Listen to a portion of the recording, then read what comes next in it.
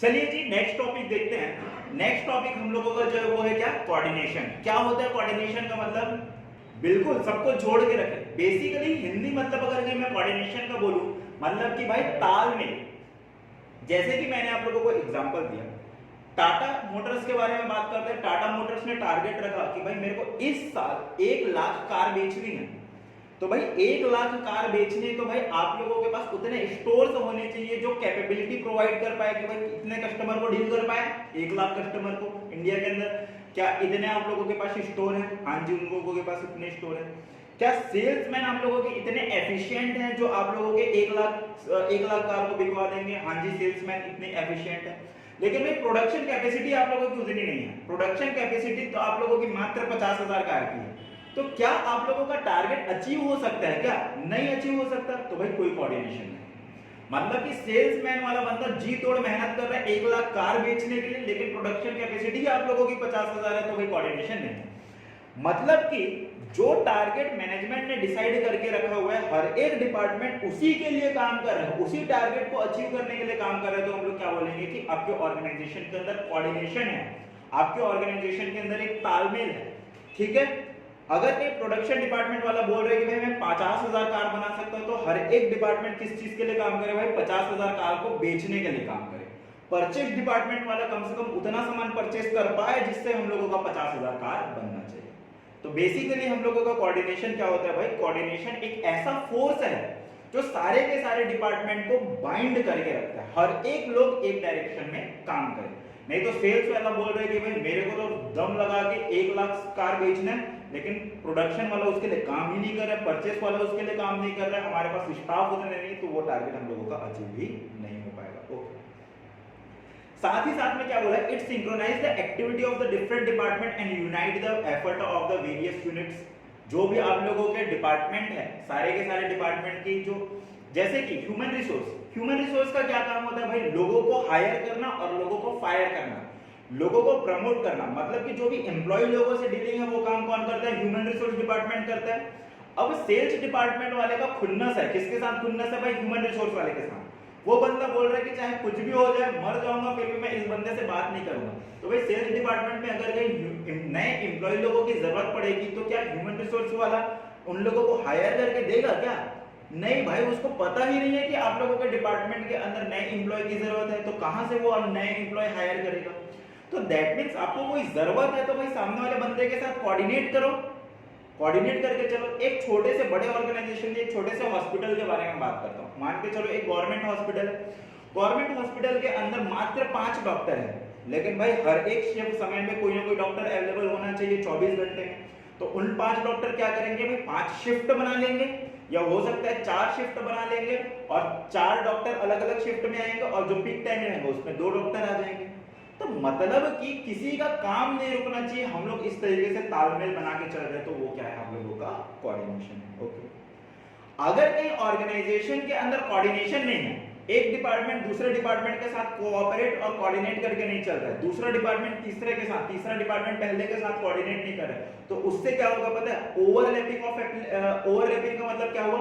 एक पर्टिकुलर काम जो करना था वो काम ना तो ये डिपार्टमेंट किया, ना ही ये कोई भी डिपार्टमेंट वाला काम नहीं किया। या तो फिर हो सकता है डुप्लीकेशन हो जाए। डुप्लीकेशन का क्या मतलब हुआ कि एक पर्टिकुलर काम जो करना था उसको ये डिपार्टमेंट वाला भी कर लेगा और मैं भी कर लूंगा। क्यों कर लिया? क्योंकि भाई मैंने इससे कोऑर्डिनेट नहीं किया, इसने मेरे से कोऑर्डिनेट नहीं किया।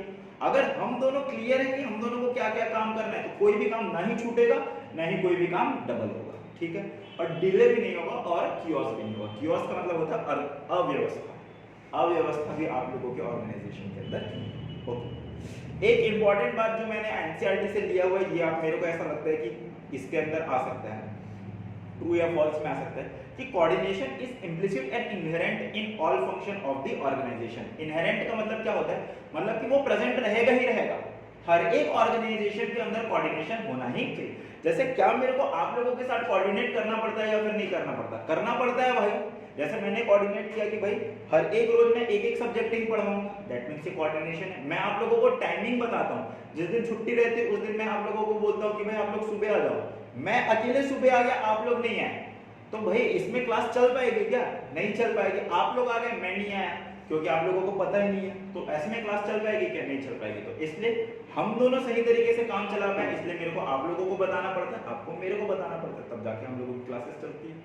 ठीक है, तो कोऑर्डिनेशन वही होता है जो सारे क्या याद रखना, दो वर्ड आप लोगों को याद रख लेना, एक ऐसा फोर्स है जो बाइंड करता है सारे के सारे फंक्शन को, और दूसरा सिंक्रोनाइज करता है, ठीक है, जोड़ता है। ओके, चलिए जी, कोऑर्डिनेशन के कुछ कुछ फीचर्स देके रखे हुए हैं। फीचर्स का मतलब अगर कहीं कोई काम को बोल रहे हो कि ये कोऑर्डिनेशन है, तो उसके अंदर ये क्वालिटीज होंगी। क्या क्या क्वालिटीज होंगी भाई? सबसे पहली क्वालिटी जो होंगी हम लोगों की, फीचर होंगी कोऑर्डिनेशन की, वो integrate the group effort. Sales का एफर्ट, प्रोडक्शन का एफर्ट, परचेज का एफर्ट हम लोगों का किसको काम में आना चाहिए भाई? हमारे ऑर्गेनाइजेशन गोल को अचीव करने में काम में आना चाहिए। ये बात बार बार हम लोग स्टार्टिंग से पढ़ सुनते आ रहे हैं। नेक्स्ट बात, it ensure the unity of action. Unity of action का मतलब क्या हुआ? मतलब कि हर एक बंदा सेम टारगेट के लिए मेहनत करे भाई। कोई बंदा पता चला कि 50,000 क्वांटिटी प्रोड्यूस करने के लिए मेहनत कर रहा है, कोई बंदा 40,000 के लिए प्रोड्यूस करने के लिए मेहनत कर रहा है, ऐसा नहीं होना चाहिए। मतलब यूनिटी ऑफ एक्शन का मतलब हर एक बंदा एक ही टारगेट के लिए मेहनत करे। नेक्स्ट जो फीचर है वो क्या है? Coordination is continuous process. Continuous process का मतलब क्या होता है? मतलब कि आप लोगों ने प्लानिंग, मेरे को बताओ, जब प्लान कर रहे हो, प्लान करते समय आप लोगों को एक दूसरे डिपार्टमेंट के साथ कोऑर्डिनेट करने की जरूरत पड़ेगी या फिर नहीं पड़ेगी? पड़ेगी। जैसे कि प्लानिंग मतलब साल का शुरुआत हुआ, टाटा मोटर्स में रतन टाटा जी ने बोला कि भाई हम लोगों को तो 1 लाख कार बेचनी है, लेकिन सेल्स वाला बंदा बोल रहा है मैं तो बेच दूंगा, लेकिन प्रोडक्शन वाला बोल रहा है कि मैं नहीं कर पाऊंगा क्योंकि हमारे पास नहीं। तो ये प्लानिंग के टाइम, प्लानिंग मतलब जब आप लोग बैठ के डिसाइड कर रहे हो, तभी भी आप लोगों को क्या करना पड़ेगा भाई? कोऑर्डिनेट करना पड़ेगा। सारे डिपार्टमेंट के लोगों को बुलाओ और आप लोग अपने टारगेट को सेट करो। ऑर्गेनाइजिंग, ऑर्गेनाइजिंग का मतलब जब रिसोर्स एलोकेट करो भाई, 1 लाख कार प्रोड्यूस करने के लिए ऐसा नहीं कि भाई आप लोगों के पास सब लोग कर सकते हो तो हो जाए, रिसोर्स भी तो होने चाहिए, उतने पैसे भी तो होने चाहिए कि 1 लाख कार के लिए आप लोग रॉ मटेरियल खरीद पाओ, 1 लाख कार को बेचने के लिए आप लोगों के पास लोग होने चाहिए। ठीक है, तो वही बोला जा रहा है कि सारे के सारे फेज में, planning, organising, staffing, directing, controlling, सारे के सारे फेज में आप लोगों को कोऑर्डिनेशन को करना पड़ेगा। नेक्स्ट क्या बोल रहा है? Coordination is all pervasive. All pervasive का मतलब क्या हुआ कि यूनिवर्सल है। जैसे मैंने छोटे से ऑर्गेनाइजेशन में भी बताया, हॉस्पिटल के अंदर कोऑर्डिनेशन होता है, हमारी कोचिंग में आपका मेरा कोऑर्डिनेशन होता है। और कोऑर्डिनेशन कहां पर होता है भाई? हर एक डिपार्टमेंट के अंदर कोऑर्डिनेशन होता है। लेवल ऑफ मैनेजमेंट के अंदर भी कोऑर्डिनेशन होगा। जैसे कि टॉप मैनेजमेंट को मिडिल लेवल से कोऑर्डिनेट करना पड़ेगा, मिडिल को लोअर से कोऑर्डिनेट करना पड़ेगा, लोअर को अपने वर्कर के साथ कोऑर्डिनेट करना पड़ेगा, तब जाके काम होगा। मतलब यूनिवर्सल है।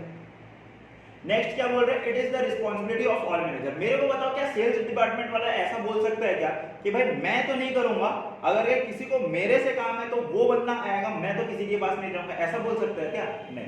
मतलब सेल्स वाले के भी ये, सेल्स वालों को भी ये समझ के चलना होगा कि भाई मेरी भी जिम्मेदारी कि मैं प्रोडक्शन वालों के साथ चलूं, मेरी ही जिम्मेदारी कि भाई एचआर वालों के साथ तालमेल बनाकर चलूं।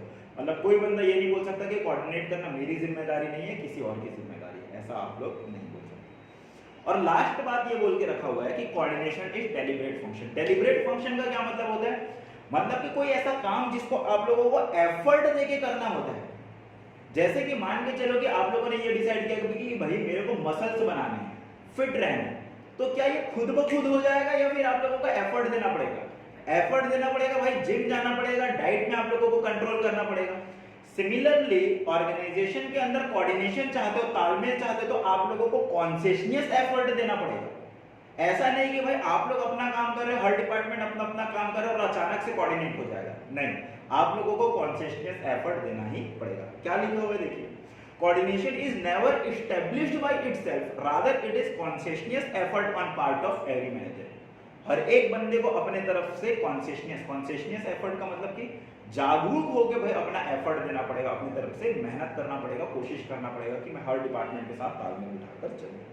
A manager has to coordinate the effort of the different people in the consciousness and the deliberate manner. Deliberate का मतलब मैंने बताया ही हुआ है आप लोगों को, जानबूझ के कॉन्शियसनेस तरीके से। ठीक है, तो ये हम लोगों की दो बात हो गई। एक कोऑर्डिनेशन का मतलब देख लिया, एक ऐसा फोर्स जो हर एक डिपार्टमेंट को क्या करता है? बाइंड करता है, हर एक यूनिट्स को क्या करता है भाई? सिंक्रोनाइज करता है। ऑर्गेनाइजेशन अगर कहीं नहीं होता तो ओवरलैपिंग होती है, डुप्लीकेशन होता है, ये सारी की सारी बातें देखी। दूसरा हम लोगों ने फीचर्स देखा। फीचर्स में क्या क्या देखा?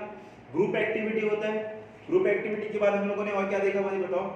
यूनाइट करते हैं सारे के सारे डिपार्टमेंट का एक्शन, कंटिन्यूअस प्रोसेस है, परवेसिव है, परवेसिव के बाद हम लोगों ने रिस्पांसिबिलिटी है सारे मैनेजर की, और तीसरी बात क्या रखी हम लोगों ने, डेलिबरेट फंक्शन। लास्ट एक और चीज हम लोगों को आज के लिए पढ़ना है, फिर आज हम लोगों का ये चैप्टर कंप्लीट हो जाएगा, लेकिन आप लोगों की छुट्टी नहीं होगी। लास्ट जो टॉपिक है वो आप लोगों का क्या है, इंपॉर्टेंस ऑफ कोऑर्डिनेशन। इंपॉर्टेंस का मतलब क्या होता है, क्यों जरूरी है ऑर्गेनाइजेशन के अंदर कोऑर्डिनेशन, क्या जरूरत है, इसके कोऑर्डिनेशन के होने से आप लोगों को क्या क्या बेनिफिट मिलता है। देखिए, ग्रोथ इन साइज, क्यों जरूरी पता है आप लोगों को कोऑर्डिनेशन। जैसे जैसे ऑर्गेनाइजेशन बड़ा होते जाता है वैसे वैसे ऑर्गेनाइजेशन के अंदर मल्टीपल डिपार्टमेंट बनाने पड़ते हैं भाई। हर काम हर बंदे को नहीं दे सकते कि भाई एक काम कर, आज तू प्रोडक्शन को देख ले, आज तू सेल्स को देख ले, आज एक काम कर, कोई बंदा में है नहीं तो तू टैली कर ले, ऐसा आप लोग नहीं कर सकते। आप लोगों का बिजनेस बड़ा होगा तो हर एक काम के लिए अलग अलग डिपार्टमेंट बनाना होगा। हर एक डिपार्टमेंट के अंदर बहुत सारे लोग होंगे, जब बहुत सारे लोग होते हैं तो भाई उन लोगों को एक डायरेक्शन दिखाना होता है। आप लोगों को, सब लोगों को इस चीज के लिए एफर्ट डालना पड़ता है कि भाई एक कॉमन गोल को अचीव कर पाए, तो उसके लिए किस चीज की जरूरत पड़ेगी भाई, कोऑर्डिनेशन की। तो मतलब वही लिखा हो गया, an organisation grow, as an organisation grow results in, sorry फिर से बोलता हूं मैं, an organization growth result in increase in number of the people employed with varied individual aspiration and the culture, so it is important to harmonize the individual goal with the organizational goal through the coordination। ठीक है, हर एक individual गोल को भी हम लोगों को किसके पास लेके जाना पड़ेगा, ऑर्गेनाइजेशनल गोल के पास लेके जाना पड़ेगा। दूसरी बात, फंक्शनल डिफरेंशिएशन। फंक्शनल डिफरेंशिएशन का मतलब क्या हुआ, हर एक डिपार्टमेंट की अपनी अपनी ऑब्जेक्टिव होती है, सेल्स का अपना ऑब्जेक्टिव है, उनकी अपनी अपनी पॉलिसी होती है, अपना अपना काम करने का तरीका होता है, अपनी अपनी स्ट्रेटेजी होती है। तो हर एक बंदा अपने ही डिपार्टमेंट के बारे में सोचेगा तो भाई ऑर्गेनाइजेशन का गोल अचीव नहीं हो पाएगा। प्रोडक्शन डिपार्टमेंट वालों का काम क्या है कि भाई मेरे को अच्छी क्वालिटी के प्रोडक्ट को प्रोड्यूस करना है। परचेज डिपार्टमेंट वालों की क्वालिटी की टारगेट क्या है भाई कि मेरे को कम से कम दाम में प्रोडक्ट को लेकर आना है। लेकिन भाई अगर कहीं आप लोग पैसा ही सही तरीके से नहीं लगाओगे तो क्या अच्छे प्रोडक्ट आ पाएंगे, क्या रॉ मटेरियल अच्छे आ पाएंगे, क्या नहीं। अब रॉ मटेरियल ही अच्छे नहीं आ पाए तो प्रोडक्ट कहां से अच्छे निकल पाएंगे। तो दैट मींस क्या हुआ, उस बंदे की ऑब्जेक्टिव अलग है, प्रोडक्शन वाले परचेस वाले की ऑब्जेक्टिव अलग है, प्रोडक्शन वाले की ऑब्जेक्टिव अलग है। सस्ते दाम में घटिया प्रोडक्ट निकलेगा, घटिया प्रोडक्ट में अच्छी क्वालिटी का प्रोडक्ट जनरेट नहीं हो पाएगा। तो भाई आप दोनों एक काम करो, आपस में तालमेल बिठाओ कि भाई आप लोगों को किस तरीके का रॉ मटेरियल चाहिए और उसके बाद फिर काम करो। तो वही बोल रहा है कि भाई डिफरेंट डिपार्टमेंट का ऑब्जेक्टिव अलग हो जाता है, तो उससे आप लोगों की हर ऑर्गेनाइजेशनल ऑब्जेक्टिव फुलफिल नहीं हो पाएगी। इसलिए आप लोग क्या करो, हर एक डिपार्टमेंट के साथ तालमेल बिठा के चलो, ताकि आपके आप लोगों के फंक्शनल डिपार्टमेंट के साथ साथ ऑर्गेनाइजेशन की भी ऑब्जेक्टिव फुलफिल हो जाए। ठीक है, और लास्ट जो इंपॉर्टेंस बोला गया वो स्पेशलाइजेशन। स्पेशलाइजेशन का मतलब क्या होता है भाई, देखो डिपार्टमेंटल जो हेड होते हैं ना वो भी छोटे मोटे मैनेजर नहीं होते। अगर कहीं आईटी फील्ड में अगर कहीं आप लोगों के कोई पेरेंट्स होंगे या फिर भाई बंधु होंगे तो उन लोगों से पूछना कि भाई वो लोग काम किस लेवल पे कर रहे हैं। बहुत कम चांस है कि आप लोगों के कोई भी भाई बंधु लोग किस में होंगे भाई, डिपार्टमेंटल हेड होंगे। डिपार्टमेंटल हेड ही अपने आप में एक बहुत बड़ा पोजीशन होता है। तो जब बड़े पोजीशन के बारे में बात करते हैं ना तो बड़े पोजीशन में लोग अपने आप को बहुत ज्यादा स्पेशल सुपीरियर मानने लगते हैं। तो उन लोग क्या करते हैं भाई कि चीजें मेरी तरीके से होनी चाहिए। सेल्स वाला बंदा बोल रहा है कि मेरी तरीके से चीजें होनी चाहिए, परचेस वाला बंदा बोल रहा है मेरी तरीके से चीजें होनी चाहिए। तो क्या दोनों के तरीके से चीजें हो सकती है क्या? नहीं भाई, आप लोगों को किसके तरीके से चीजें करनी पड़ेंगी, ऑर्गेनाइजेशन। इसलिए कोऑर्डिनेशन का इंपॉर्टेंस है कि भाई लोग अपने आप को सुपीरियर ना समझे, भाई अपने सुपीरियरिटी के ऊपर भी आप लोगों को ऑर्गेनाइजेशन की सुपीरियरिटी को करनी है। ठीक है, तो इसके लिए आप लोगों को कोऑर्डिनेशन करना होगा। ठीक है, तो आज हम लोगों का चैप्टर यहाँ पर कंप्लीट हुआ। नेक्स्ट हम लोग क्या करेंगे भाई, अकाउंटेंसी करेंगे, साथ ही साथ में इसके बीच बीच में हम लोग क्वेश्चंस को भी देख लेंगे। ठीक है, आज क्वेश्चन प्रिपेयर्ड नहीं है, क्वेश्चन जैसे ही होता है मैं आप लोगों को क्वेश्चन करवाऊंगा। ओके एवरीवन, नेक्स्ट टॉपिक जाने से पहले बस एक छोटा सा इंफॉर्मेशन आप लोगों को देना चाहता हूँ। अगर मैं आप लोगों को ये लेक्चर पसंद आ रही है और आप लोग क्लासरूम के फुल लेक्चर लेना चाहते हो, क्लासरूम के फुल लेक्चर का मतलब है कि जिसमें हम लोग एनसीईआरटी के सारे क्वेश्चन कराते हैं, सीबीएसई का सैंपल पेपर का क्वेश्चन, पास्ट ईयर का क्वेश्चन, और जो आपके आज का ट्रेंड चल रहा है जिसमें केस स्टडीज के सारे क्वेश्चन आते हैं वो क्वेश्चन करना चाहते हैं, तो आप लोग पूरा कोर्स परचेज कर सकते हैं। पूरा कोर्स जो परचेज करेंगे तो उसकी जो फीस है वो फीस है हम लोगों की 2700 पर ईयर। पूरे के पूरे साल की जो फीस है वो 2700 रुपए पर ईयर की है। लेकिन आज अगर आप लोग परचेज करते हैं, आप लोगों के लिए स्पेसिफिकली इसको मैं 50% से भी कम में प्रोवाइड कर रहा हूं, जो 2700 ना होके ओनली इसकी कीमत रहेगी 1300। तो 1300 में अगर आप लोग पूरा का पूरा कोर्स परचेज करना चाहते हैं तो लिंक मैं डिस्क्रिप्शन में दे रहा हूं, या तो फिर आप लोग चाहें तो डायरेक्टली मेरे नाम से दैट इज www.shreyansarya.com पे आप लोग जा सकते हैं, जो स्क्रीन में लिखा हुआ है वो, या तो फिर डिस्क्रिप्शन लिंक भी चेक कर सकते हैं। फिर भी फर्दर कोई क्वेरी आती है, कोई डाउट आता है तो आप लोग डायरेक्टली कॉल कर सकते हैं। नंबर आपकी स्क्रीन पे शो हो गया है 6267016821, या तो फिर एक और नंबर है 8109699107। ठीक है बच्चों, तो यही इंफॉर्मेशन देना था आप लोगों को, और हम लोग नेक्स्ट टॉपिक की तरफ आगे बढ़ते हैं।